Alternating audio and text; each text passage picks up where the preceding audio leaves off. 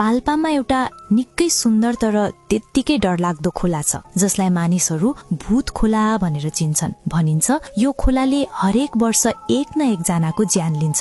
आजसम्म पनि यसको गहिराई कसैले नाप्न सकेको छैन। एक दिन दुई साथी विशाल र विपिन कपिल वस्तुबाट पोखरा जान निस्किन्छन्। बाटैमा पर्ने भूत खोला हेर्ने भनेर उनीहरूले पहिले सोचिसकेका थिए। झण्डै 1.5 घण्टाको यात्रापछि उनीहरू दोभान बजार पुग्छन् र खाजा खान रोकिन्छन्। विशाल स्वभावले अलि चञ्चल थियो, सधैँ जिस्किरहने। खाजा खाँदै उसले विपिनलाई जिस्किँदै भन्छ, तँलाई थाहा छ यहाँको भूत खोला कति गहिरो छ? आजसम्म कसैले थाहा पाउन सकेको छैन रे, तर नुहाउनलाई चाहिँ दामी ठाउँ छ रे भन्दै उठेरी हाँस्छ। कति गहिरो रहेछ, आज त जाँचेरै जाउँ। विपिन अलि डराउँछ र भन्छ, त्यहाँ नुहाउनु हुँदैन, धेरै मान्छे मरेका छन् रे। तर विशाल उसको कुरा मजाकमै उडाउँछ। थेत यी सब हावा कुरा हुन्, पौडी खेल्न नआउने मान्छे हाम फाल्छन् अनि डुब्छन् भन्दै ऊ झन जिस्किन्छ। धेरै जिद्दी गरेपछि विशालले आखिर विपिनलाई मनाउँछ। दुवै भूत खोलातिर लाग्छन्। विशाल नुहाउन तयार हुँदै गर्दा विपिनले फेरि रोक्न खोज्छ, तर विशाल मान्दैन। ऊ खोलामा हाम फाल्छ।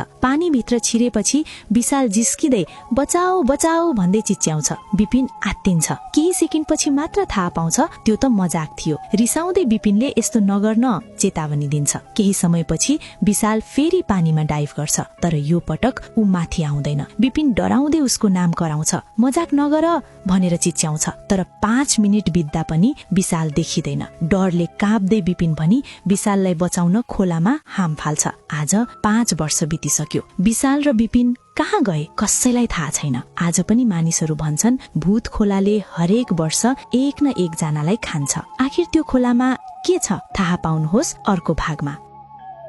यस्तै डरलाग्दो र रोचक नेपाली कथाहरू सुन्नका लागि नेपाली अध्यारो कथा पेजलाई फलो गर्न नबिर्सनुहोस्।